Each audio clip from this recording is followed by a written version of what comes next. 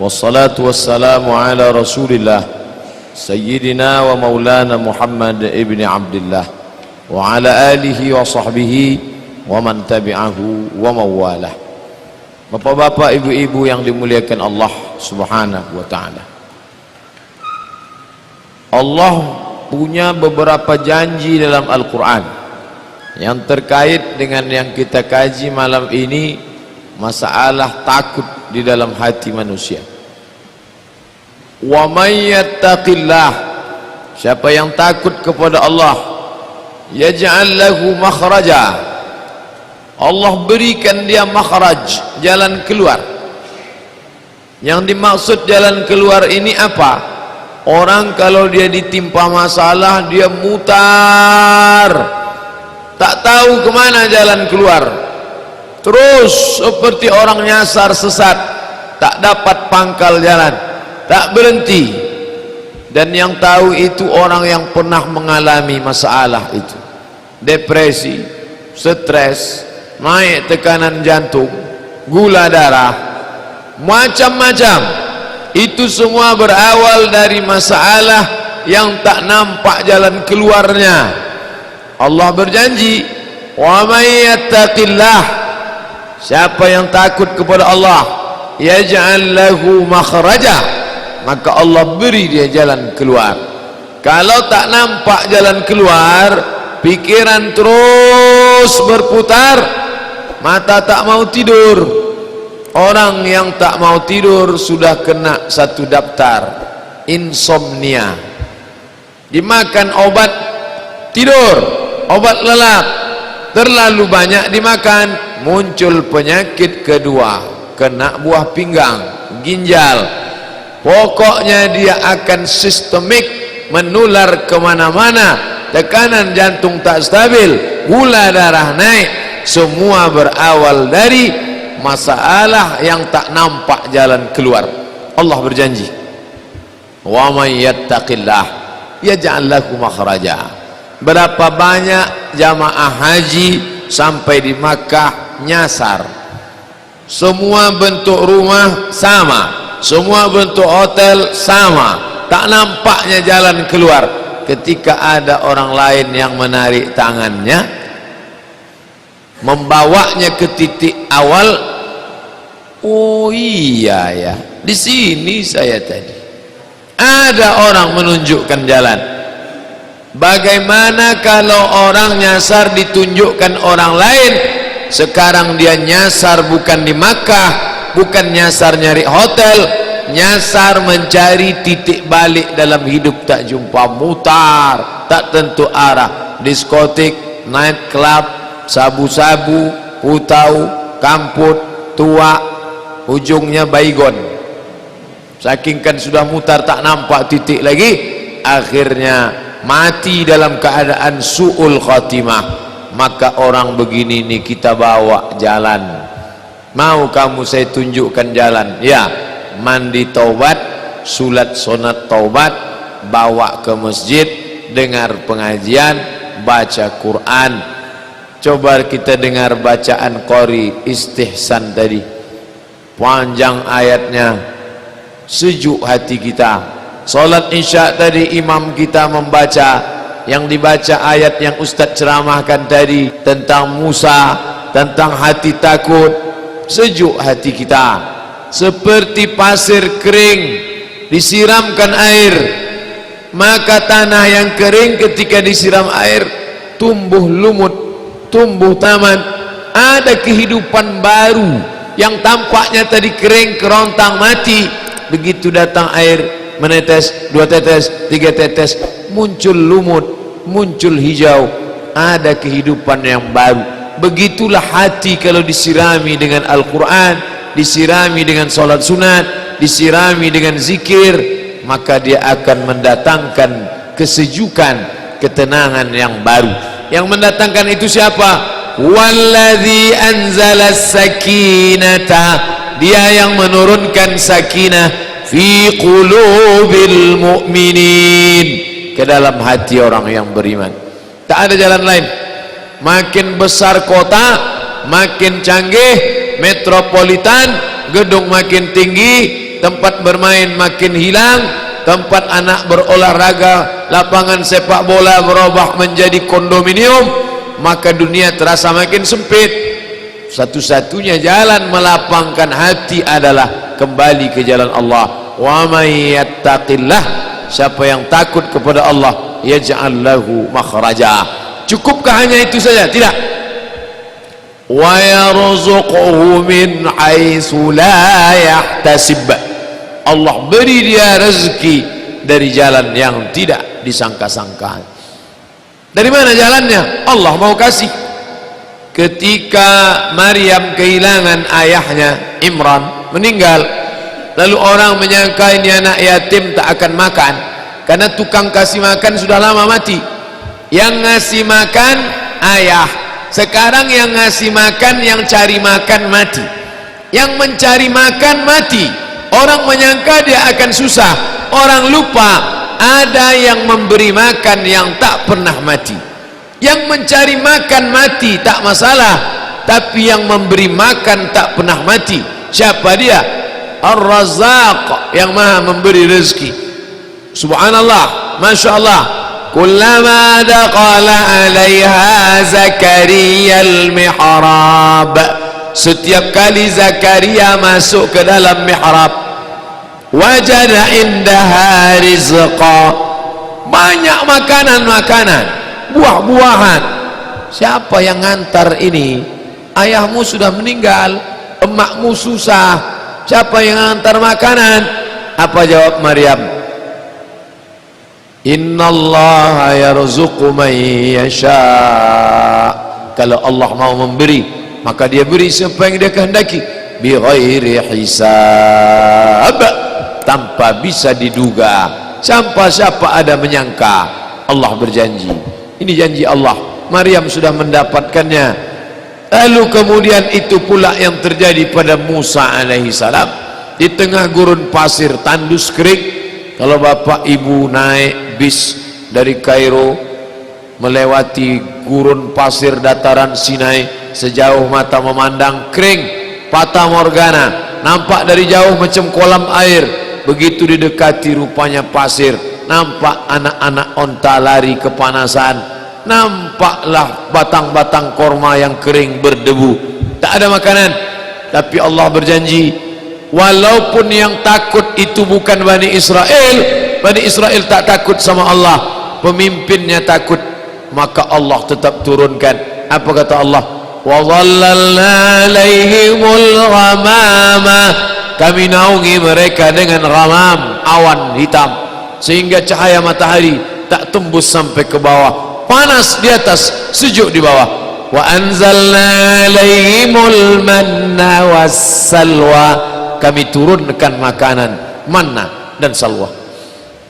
Sampai pada puncak ketakutan, di hadapan Laut Merah, di belakang pasukan Fir'aun, maju ke depan mati konyol, mundur ke belakang mati dibunuh oleh tentara pasukan Fir'aun. Apa kata sahabat Musa? Wa qala ashabu Musa, berkatalah sahabat-sahabat Musa Bani Israel, inna lamudrakun, inna lamudrakun, mati kita Musa, kena kita sekali ini, habis kita, akan disembelih oleh Fir'aun. Inna lamudrakun. Apa kata Musa? Kalla, kalla, sekali-kali tidak. Inna ma'iya rabbi sayahdin, inna ma'iya, bersamaku, rabbi, ada Allah, bersamaku ada Allah, sayahdin. Tahukah Musa bahwa laut itu akan terbelah? Tak tahu. Seandainya dia sudah tahu duluan, tak ada yang aneh, orang sudah tahu duluan. Musa dengan penuh keyakinannya mengatakan, kalla, sekali-kali tidak.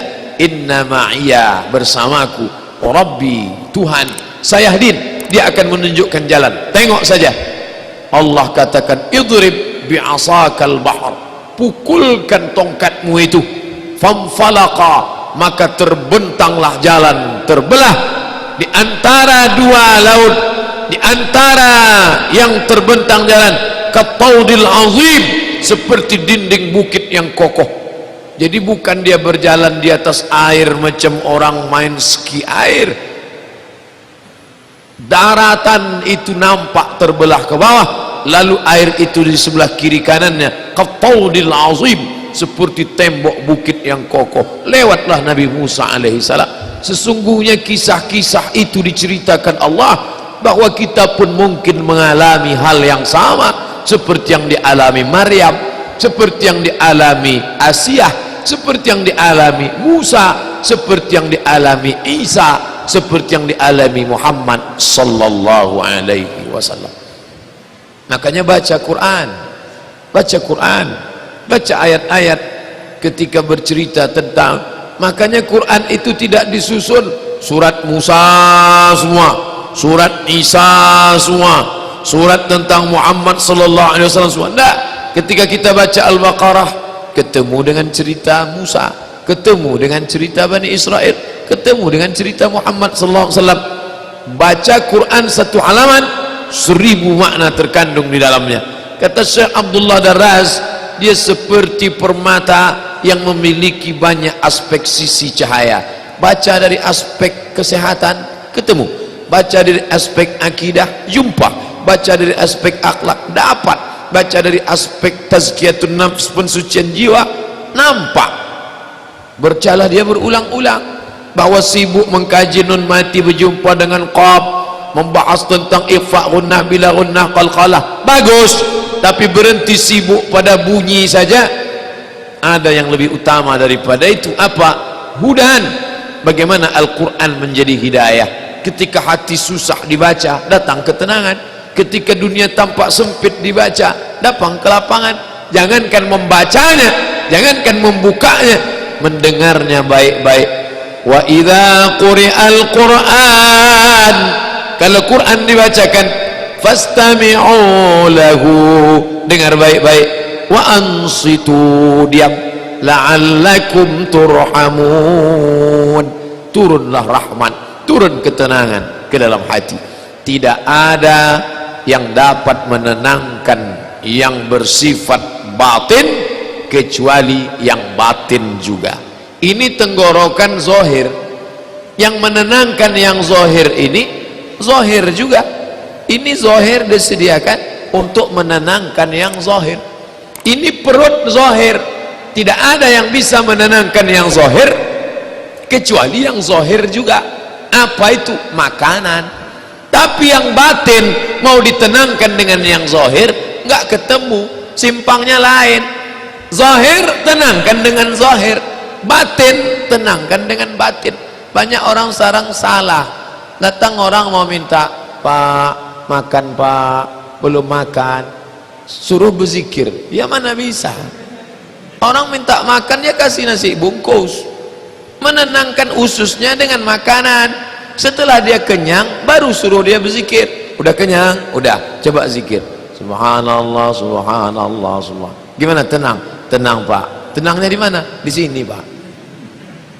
Yang batin, tenangkan dengan yang batin. Sekarang orang stres, dibawa jalan-jalan ke Danau Maninjau. Stres, galau, dibawa ke danau. Orang yang hatinya tenang nengok danau, subhanallah, ma khalaqta hadza batila, tidaklah yang kau ciptakan ini sia-sia. Dia sedang stres, dibawa nengok danau. Apa yang kau lihat? Rasanya aku mau terjun aja ke dalam. Tak bisa. Menenangkan yang batin itu, bawa dia ke masjid, suruh dia berzikir, bawa dia sholat. Setelah hatinya tenang, baru nampaknya luas ternyata dunia ini ya. Tadi pandanganku udah sejengkal aja udah rasanya. Ini banyak orang sekarang salah menyikapi yang zahir dengan yang batin. Bapak Ibu yang dimuliakan Allah Subhanahu wa taala, beruntungnya bapak-bapak yang punya anak-anak yang sudah menenangkan diri dari sejak muda belia. Bertuahnya pula anak-anak yang punya bapak ibu yang menenangkan dia dengan kalimah-kalimah tauhid, dengan tasbih, tahmid dan takbir, dengan membawa dia ke masjid, kembali kepada jalan Allah Subhanahu wa taala. Kalau makin banyak ngaji hati makin tenang, lanjutkan. Kalau makin banyak baca Quran hati tenang, teruskan. Kalau sudah belajar dengan guru hati menjadi baik, teruskan. Tapi kalau hanya menjadi garang, menjadi makin brutal, menjadi orang yang melawan, maka kita sedang bersangka-sangka berbuat baik, padahal kita sedang dipermainkan setan.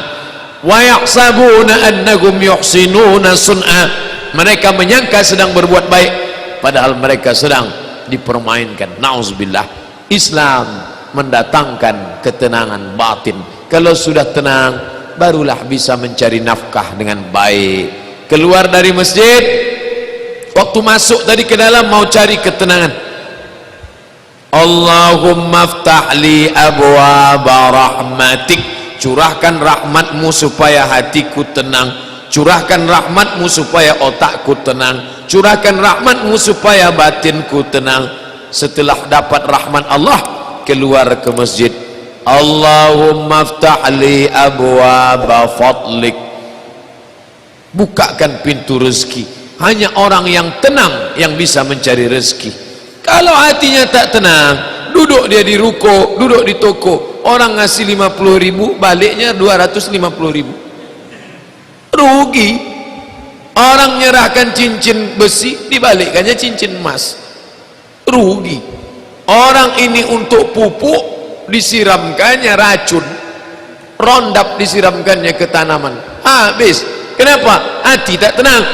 Tenangkan dulu di rumah Allah, baru kau pulang ke rumahmu. Sekarang orang terbalik, mencari ketenangan di rumahnya sendiri. Ia tak jumpa ketenangan itu ada di dalam Baitullah. Oleh sebab itu Bapak Ibu, tengoklah kita di masjid ini. Berapa lama kita datang ke masjid ini. Masjid ini tak siap-siap, tapi hati kita tenang. Itu menunjukkan ketenangan ada di kita kan Allah. Masuk kita ke hotel mewah, megah, cantik, rapi, tapi hati kita tak tenang. Tengok sini rok pendek, tengok sana baju pendek, hati kita tak tenang, kacau, galau. Bapaknya tenang, ibu pula tak tenang. Maka kembali ke jalan Allah Subhanahu wa ta'ala. Itulah kaji kita malam ini. Apa kesimpulannya? Bapak Ibu simpulkanlah sendiri. Kalau tenang bisa menyimpulkan insyaAllah. Kalau tak tenang, tak dapat kesimpulan, berarti belum tenang. Terima kasih atas segala perhatian. Mohon maaf atas segala kesilapan. Ada hal yang ingin ditanyakan, baik langsung maupun tak langsung, saya akan bahas dalam tanya jawab.